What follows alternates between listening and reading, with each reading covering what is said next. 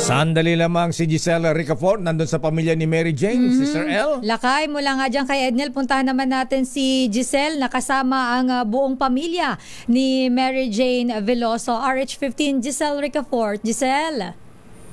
Lakay, Sister L, sa kulungan magdiriwang ng Pasko ang buong pamilya ng dating Pinay death row convict na si Mary Jane Veloso na balik Pilipinas na ngayon. Sa panayam ng DZRH, sinabi ng kapatid ni Mary Jane na si Christopher na pinayagan daw silang manatili sa Correctional Institution for Women sa Mandaluyong sa December 24 ang pagtatapos ng 5 araw na quarantine ng Pinay. Bago umuwi sa bansa, nakausap daw ng pamilya si Mary Jane sa telepono at iyak daw ng iyak ang Pilipina dahil sa sobrang saya na matapos ang 14 na taon, magka-uuwi na siya sa Pilipinas. Pinasalamatan din ng pamilya Veloso si Pangulong Bongbong Marcos na tumupad sa pangarap nilang magkapiling muli si Mary Jane na nahatulan ng bitay sa Indonesia dahil sa illegal na droga noong 2010. Sabi naman ng ina ni Mary Jane na si Celia, sabik na siyang mayakap ang kanyang anak kasabay ng panawagan ng clemency kay Pangulong Marcos. Pakinggan natin yung bahagi ng ating mga panayam.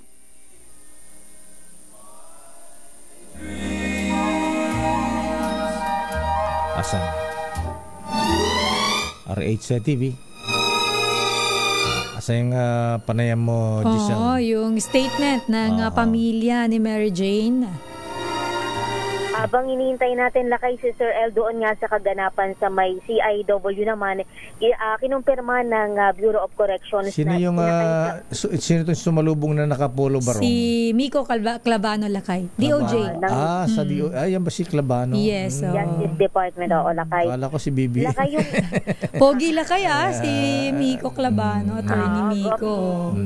Ayan na. Lakay, yung ang sinasabi ng Bucor, si Tatay Cesar, yung ama ni Mary Jane Veloso, ay nakararamdam daw ng pagkahilo ngayon kung kaya't isinakay daw nila sa wheelchair doon sa loob ng CIW. Kanina kasi Lakay doon sa NAIA, napahagulgol ng todo itong si Tatay Cesar. Hindi niya kinaya yung kanyang emosyon ng matanaw yung kanyang anak kahit doon sa malayuan.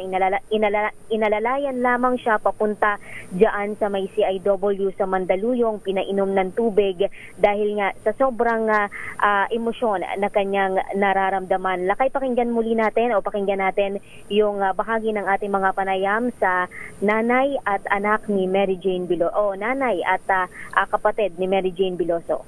Hindi ko na alam kung ano may pagkaramdam ko, manhid na yata.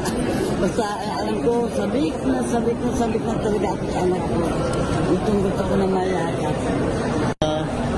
Sa buhay ko, ito na pinakamasaya ko kasi ito pinangarap namin talaga lahat ng pamilya na makasama namin siya. Natapat ka nga Pasko, kaya hindi talaga ng God sa atin kahit paano talaga ng Diyos talaga na tumutupad sa mga piling na gusto natin. Ito si Giselle Ricafort para sa DZRH, una sa Pilipinas, una sa Pilipino.